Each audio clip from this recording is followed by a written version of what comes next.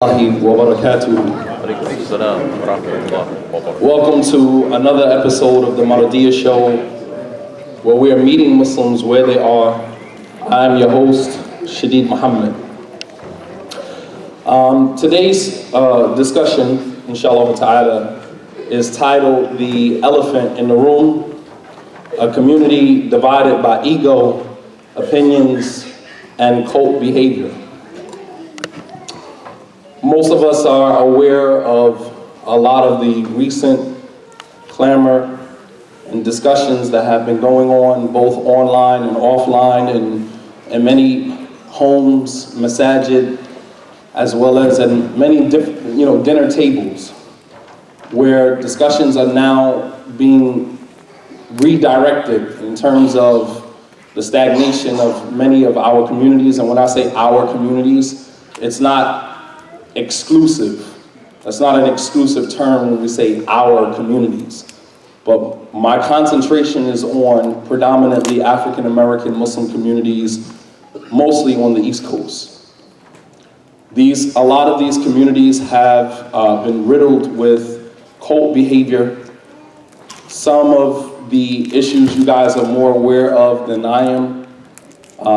Imams, students of knowledge, have been, and I'm going to use the term that is familiar to everyone, kicked off the minhaj or put off the minhaj. And I mean, just even using the term itself, it just sounds just really ignorant.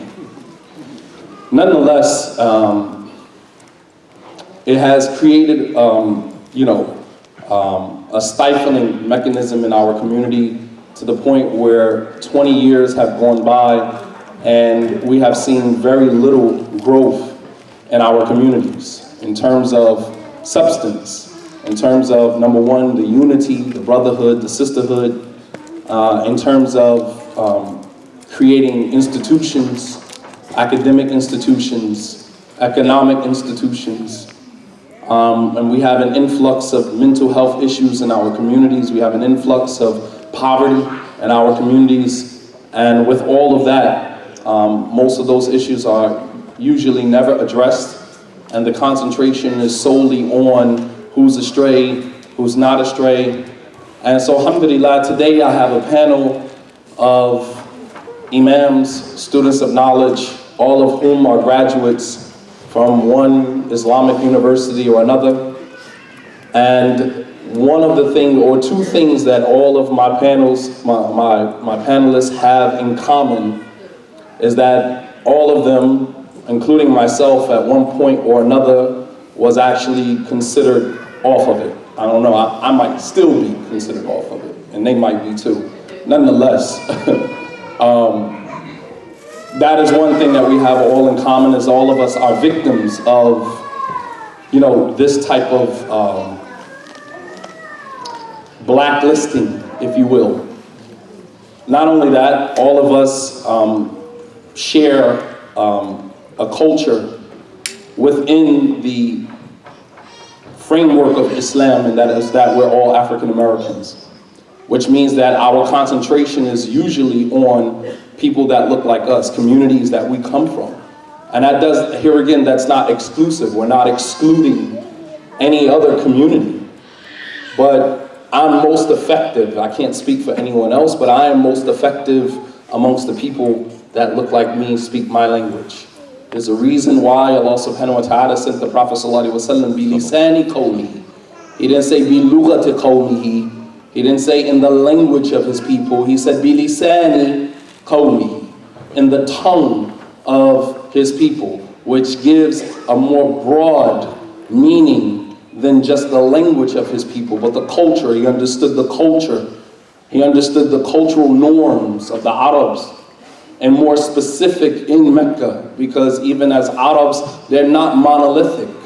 They're not all one group of Arabs. They have subcultures within a mother culture.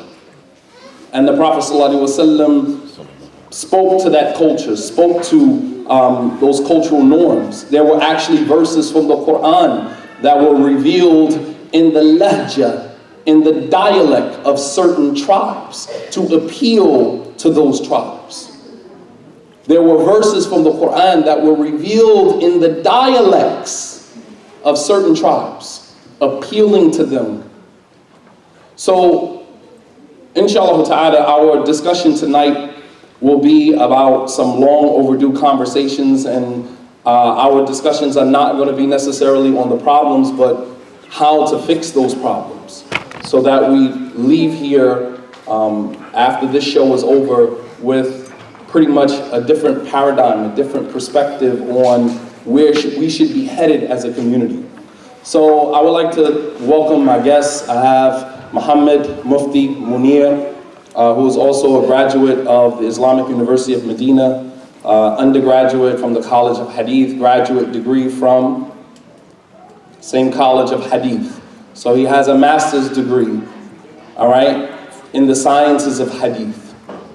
We have Imam Abu Usamah, who is no stranger to our communities, who is also a graduate from the Islamic University, from the College of Dawah, the College of Dawah.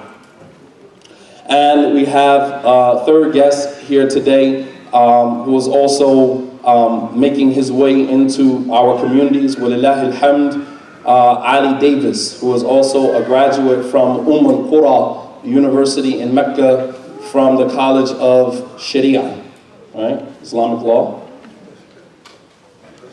Judicial law, excuse me. Judicial law, absolutely. So as you can see, our panelists, our guests, they're no strangers to these conversations, and hopefully, inshallah ta'ala, the questions, they will do these questions some justice to help us begin our healing process as a community. And that is the purpose that we're here today. Today is not about bashing anyone. It's not about talking about anyone in particular. Today is about healing and moving forward, inshallah ta'ala. So I'm going to jump in very quickly with my questions. I'm going to start with question number 1, and you guys can decide who is going to tackle the question first. Bi-idhnillah. You guys ready? There's no backing out now. You hear? All right, so the first question is, in the midst of much confusion, many Muslims don't have a clue what a healthy, functioning Islamic community actually looks like. Please draw for our audience an image or vision of what a healthy, functioning Islamic community looks like, so at least we have an idea of what we should be working towards. I, much as well as you brothers sitting on the stage with me, have had an opportunity to live in a Muslim country that is governed by Sharia, governed by Islamic law, Quran and the Sunnah. And so we actually have a vision of what a functioning Islamic society does look like. Many of our audience have never lived, even if you've been to Saudi Arabia, have never lived in these countries, have never lived in these environments to actually see Islam functioning as a society. So what do we need to know living here in America, in our communities? What does a functioning Islamic, healthy Islamic community look like? You can grab that mic, whichever one you decide to go first. Paint us a picture, inshallah, of the components that a healthy, functioning Islamic community comprises of. Bismillah, alhamdulillah, wassalatu wassalamu ala rasulillah.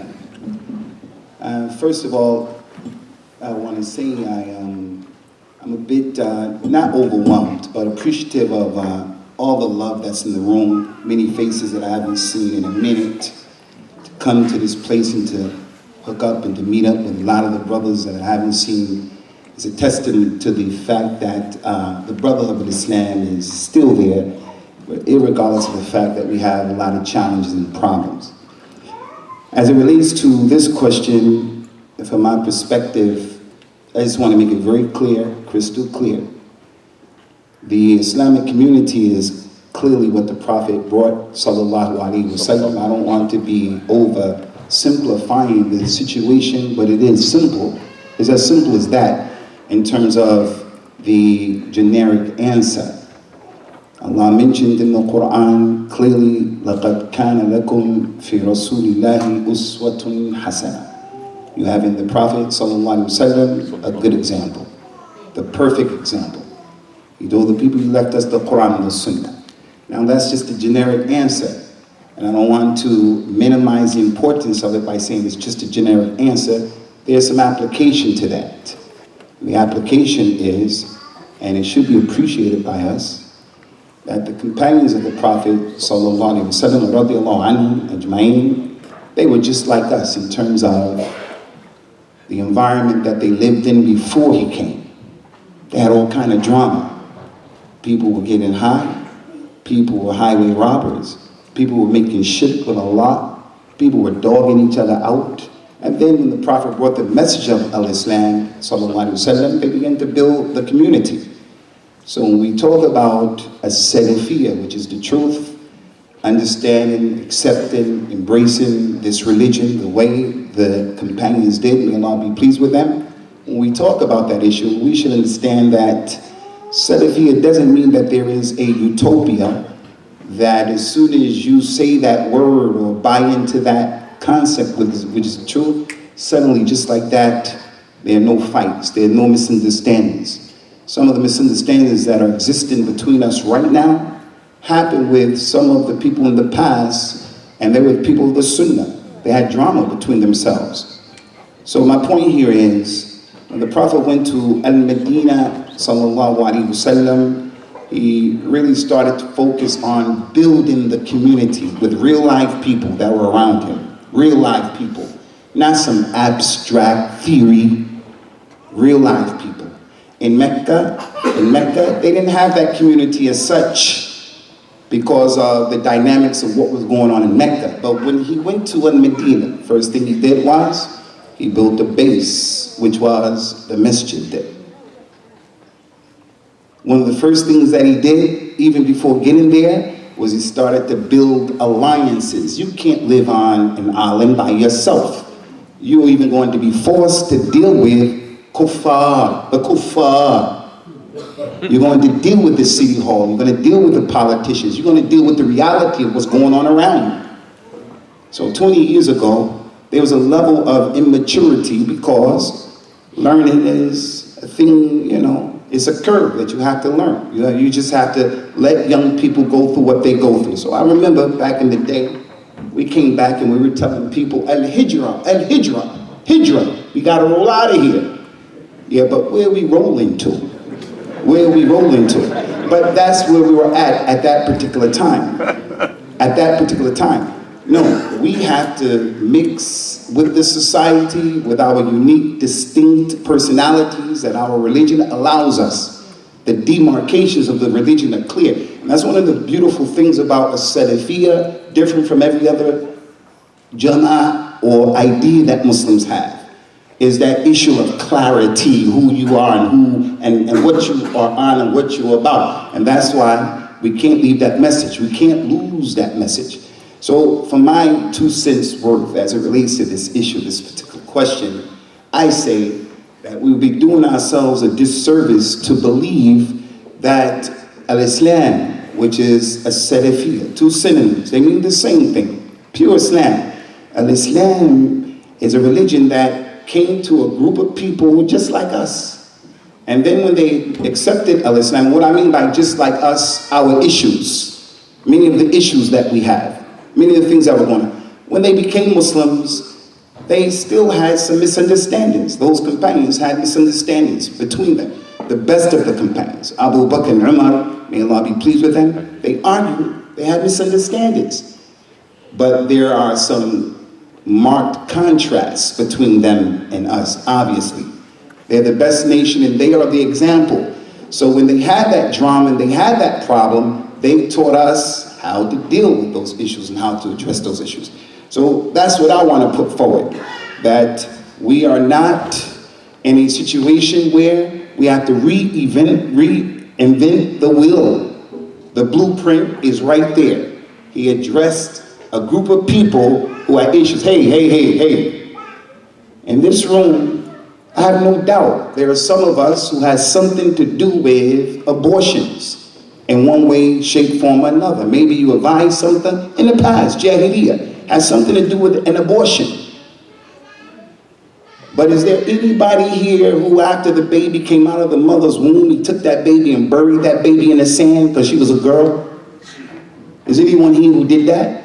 No. So that level of craziness that some of the Arabs had like that, it's a silent indication. We got issues, but those companions as a people in that environment, they had issues as well. But when the Prophet came with the deen that he came with, they submitted, and as a result of that, they were able to establish the community. Jazakallahu khairan. Is there any of the other panelists that would like to tackle that issue? Bismillah. Assalamu alaikum wa rahmatullahi wa barakatuh. After praising Allah Azza wa Jalla and thanking Him, I'd like to thank you for having me on the show again. It's always a pleasure. Alhamdulillah. Inshallah, it's always a benefit.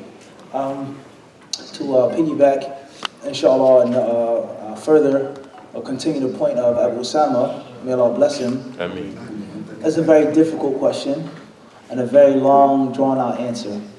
To summarize it in the points, I would say the ingredients of a successful community, of a thriving community, of a beaming, booming community, first and foremost, is strong Islamic knowledge. Whether that's through the imam and the assistant, through the classes, the brothers and the sisters, everybody, there should be a strong presence of solid and sound Islamic knowledge. Whether you studied in South Africa, Medina, Mecca, Yemen, whether you're self-taught, whether you learned when you were incarcerated, what's important is sound Islamic knowledge. In my humble opinion, that's the first key ingredient. Number two, I feel that the successful community has to have business-minded people. People who are business-minded. People who know how to make money, even if they don't have money themselves, but they know how to make money. Movers and shakers. You have to have movers and shakers. And as Abu Usamah mentioned, which is more than enough for the entire show. What worked for them can work for us. The blueprint does not to be remade. There were some things that the companions, the issues and problems that they had that are unheard of, like burying a baby girl alive in the sand. It's unheard of. Even with the worst and most savage abortion, it's not after birth, burying it in the sand just because it's a girl. And there are other problems that we suffer as Americans, or as Black Americans, whatever the case may be, that were unheard of to the Arabs. All right? However, the blueprint is one. The Prophet ﷺ, of course, said that blueprint, there would be no dawah, there would be no hijrah without Abu Bakr as-Siddiq radiallahu anhu. Where did the camels come from? Abu Bakr, his bank, his purse. The Prophet says, no one has a bigger favor over me. I'm not indebted to someone more than Abu Bakr as-Siddiq because of his wealth. Who are the people who supported and funded the armies? Who are the people who took care and built the bricks and the stones? They were the bankers of the Sahaba. So a community that doesn't have money, that doesn't have the ability to raise money, to get money, is going to starve. And it's not just enough, in my humble opinion, to beg for money on Friday. It helps out, people give, but I don't think that's enough. And if it's enough to establish a building or rehabilitated house into a masjid or a musalla or a storefront, it isn't enough to take it to the next level. And we can clearly see that. It was good in 96, 97, 98, 89, 75, 2017. No. It's not enough to harass and say, give your sadaqah, give your sadaqah. That's good just to keep the masjid running. The wudu station, the bills, the imam who's underpaid. Overworked? No doubt, it's a reality. When you talking about making a legacy and making taking it to the next level, there's going to be some real economic plans that are needed. So people that are professionals in any level of professionalism, street professionalism and white collar professionalism, and both are needed. It's not just enough to have a degree in economics and finance from a school or a college. You need people that are hustlers, that are bustlers, people that know how to raise money. That's very important. Number three, I think that it has to be a strong presence of muscle in the community. You need tough guys, and you need tough sisters as well. The imam has to feel safe. The sister has to feel safe to walk to the masjid in the daytime or at night. The people have to feel safe, the children have to feel safe walking to the corner store and no one's going to bother them. And if they aren't safe and if they're afraid, someone's going to throw a brick into the masjid window or do this, and the people, they're not going to truly develop. And that's why there's no country that produces and creates and innovates in the field of science and medicine and this and that unless it has a strong military presence. The people, the scientists, the engineers, the chemists, the doctors, the writers, the poets, they have to be safe. And this is also manifested in the blueprint of the Prophet, as Abu Usamah mentioned. Who were those tough guys? Who were those people that were the muscle? Umar ibn Khattab. They were the Sahaba that protected them and made them strong. Hamza, radiallahu anhu. in which when they became Muslim, the Muslims had a sense of pride. They weren't afraid. Because if you bother this poor, weak Muslim, Abdullah ibn Mas'ud radiallahu anhu is very skinny. He climbed the tree and some of the companions laughed at him, how skinny he was. This is the Sahaba. And the Prophet says, do you know how heavy he'll be in the scale on Yawm al-Qiyamah? So if they bothered the skinny, scrawny companion, they had to deal with the big, brolic companion. So I think it's a very important key element, and not just disorganized, tough guys, but an actual professional security team for the masjid. Now, I don't want to go too deep and open up no old wounds, and we don't want nobody saying this and that, but it is a reality. In the early days, in the 60s, the 50s, the 40s, the different movements of Islam. All right, we don't want to mention the names, the different movements of Islam. But one of the key factors of this movement of Islam was security force. And many of you here used to be part of those securities. Quiet as kept. No doubt. It is a reality. Yes. It's a reality. After that, a key ingredient is that the people, and perhaps I'll end with this one point, maybe Abu Zainab wishes to say something, I would say, is the people that are running the community with the imam, the administration, the mu'adhin, the teacher, the security guard, they have to be people that are running their lives properly. That are responsible parents, fathers, mothers, adults, and not people that are broken themselves. Now, this is probably one of the biggest plagues that we have. Somebody's in charge, and as it says in Surah Yusuf, I don't free myself from this. A person is a leader who really needs to be led himself. Someone's in charge, he has to do something, and not everybody has problems. We all have issues, all of us. But speaking about myself, we have major issues in our households that we aren't doing properly. And I'm one of them more saying, Ittaqullah, take care of your family. Ar-rijalu qawwamuna 'ala an-nisa. Men are protectors and maintainers of women. My sister, my mother, my daughter, no hijab. Okay? Now, you talk about, I remember a couple years back, first time you saw me wear this, right? You said, what is this? Right? This is a true story. So I said to him, he has an eye for fashion, though.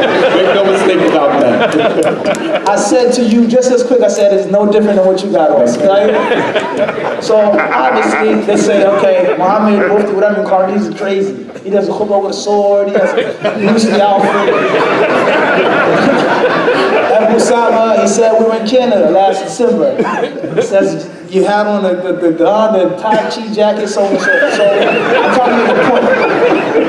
I'm trying to make a point. And my friends, close friends, they know I was raised and I love martial arts. So I'm trying to make a point here. There's some martial arts in the Far East, specifically in Japan, in which a person is not allowed to take on students. He's not allowed to train. He's not allowed to make a dojo until he reaches the age, a very interesting age of 40. He's not allowed to be a master until he at least reaches the age of 40. And then he's given the title of Hanshi. And a Hanshi, they say, is someone who has mastered himself. Then he goes on to master somebody else. So maybe the imam of a community, a leader of a community, a financier of a community, my bills are way behind. My house is falling apart. My wife and my kids and this one, it's a problem. So the leadership itself can't be full of gaping holes. We can't lead others, and we haven't led ourselves. So I think it's a crucially important point that is often neglected, is that the people that are running the masjid, the imam, the administration, do not put people in charge that are not good managers of their own homes and businesses. And we tend to that point, we tend to look at how knowledgeable a person is, or how affiliated they are, or aligned with a particular interpretation of Islam, and then we'll use that as the criteria for selecting this person to be the imam, and we totally overlook his social affairs. We totally overlook his morality, his muru'ah, his level of moral integrity. And we'll totally toss that out of the window and concentrate on the fact, well, he's knowledgeable, or he's Salafi, or he's affiliated with this group, and we'll use that as the criterion and totally forget about everything else. And then when we're knee-deep in sin as a community, because when a person is engaging in a behavior, they can't talk about it. I remember there was a particular sheikh from Medina, without mentioning any names, and we were doing a telelink with him. And we asked him to give a talk about zakat.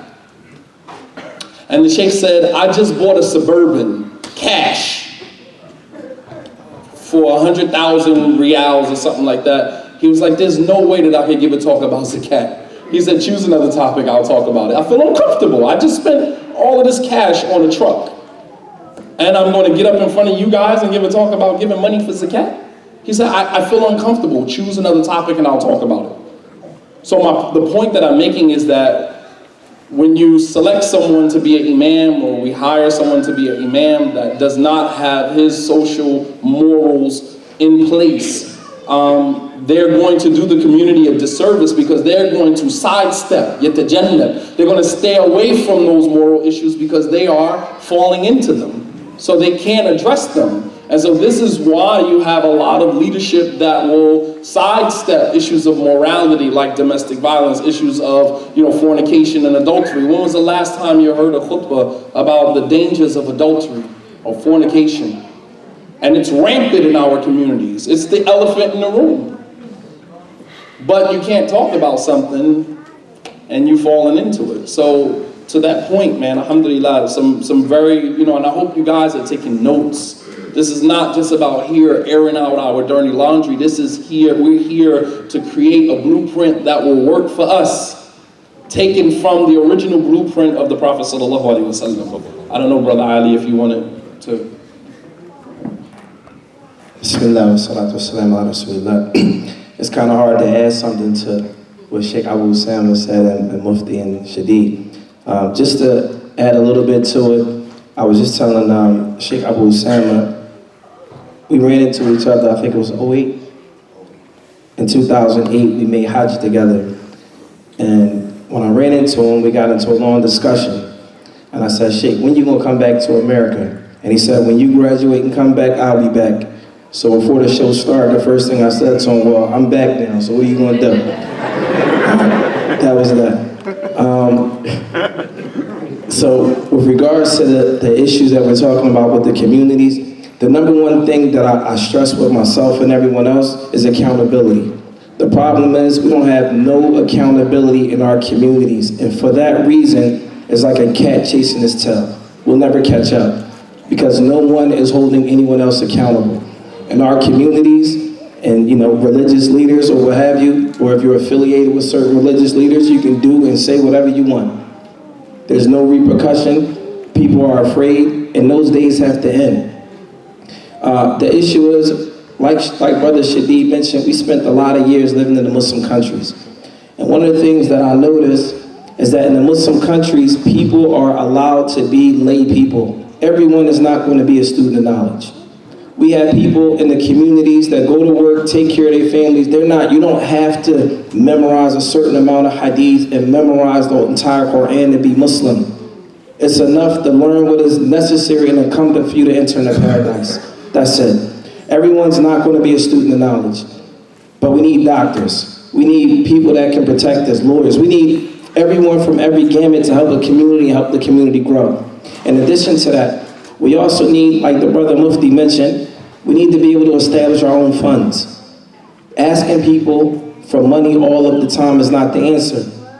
So in Philly right now, we're starting another community, Mufti, myself, and Abu Sajid, wherever he is, if he's in here. It's called Imam Muslim Family Center. And the reason why we're putting this together is because we recognize these issues. Among ourselves, I've known Mufti for many years. Abu Sajid, I've known him since before I was even Muslim. And we hold each other accountable. If anyone's out of pocket, as a term that we use, everyone's going to get it. No one's above the law. And this is a term that I always use. The law here is the Quran and the Sunnah. No one is above that. No student of knowledge, no scholar, no one is above the Quran and the Sunnah. And what that means is anyone can be questioned if they're in opposition to the book and the Sunnah. It doesn't matter who they are, what status you hold, it doesn't matter. Obviously, if it's a person that's on a scholarly level, then you're going to approach them with a little more respect and a lot more dignity, perhaps than you would if you were talking to someone on your own level, or perhaps they didn't have as much knowledge as you. But at any event, no one is above the law. And I think that's very important, especially in our communities because we have, unfortunately, we have in our communities this groupie, star-struck mentality when it comes to students and knowledge and scholars, or etc. And the reason why I'm saying that is because years ago, Sheikh Abu Usamah, he was on top, and I was one of the young people in the crowd listening to him give lectures. This is before I even thought about studying Islam. And I used to look at the way people looked at them, and I said to myself, I didn't want to be put in that position, but I wanted to learn Islam. So you got to understand, as young people, listening to brothers like Abu Usamah throughout the years, and one minute he's on top, and the next minute they throw him down to the ground, and you wonder, you're left questioning yourself, well, what happened? What did he do wrong? Well, how did that happen? How did this? And so you get scared. And then you say, you know what, I don't want to study Islam. Then you say, okay, I do want to study Islam, but I don't want to be in that position. I'm pretty sure every brother here on this stage, there was a time when you said, man, I'm just going to do everything I have to do and not get warned against. Right or wrong? Everyone. Everyone. So some at one point in time, you know, I'm just going to walk the straight path, and you know, maybe these brothers are warned against because they really are deviants. This is what you start to believe. Well, maybe they really are deviants. So I'm just not going to do what they do. And then you reach a point when you study Islam and you say, you know what, the truth is here, and other than that is here, and the choice is yours. What are you going to do? And so for people in our position, you have an option. Either stand on what you believe to be correct, or follow the crowd even though you know it's wrong and you don't believe it. So my question to the brothers and the other students that chose the other path, how do you sleep at night? How do you sleep at night? And one thing I can say about every brother on this stage right now, I believe every one of us here, inshallah ta'ala, can sleep at night and not believe that we did something that we didn't believe. So having said all of that, in order to establish a community, men have to be men. It starts with the men. Men have to be men. As we say, it's time to man up. And the men got to really man up. And for those of you who were listening to the khutbah today, that's exactly what the khutbah was about. Subhanallah al-Azim. I had no idea he was going to say what he said. I had no idea. Not to cut you off, Sheikh. I'm sorry about that. That's it. All right, so stay right there, because my next question is, I kind of let you guys slide on that one.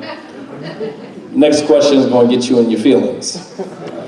Okay, so question number 2 is that we notice a trend dating back to the mid to late 1990s that many scholars in Saudi Arabia answer general questions that specifically target individuals in the Muslim community, and more specific, the African American Muslim community, for reasons that has led to much of the fragmentation and division of our communities. How and why did this trend start? And moving forward, how do we cushion the community from being divided even further as a result of these general warnings or statements? And should these statements cause people to look at the scholars differently? So that's a 4-part question. Number 1, how did this trend start of going back to Saudi Arabia to ask a particular scholar about this imam or this person? We all know the usloob, the chain or the pattern of how these questions go.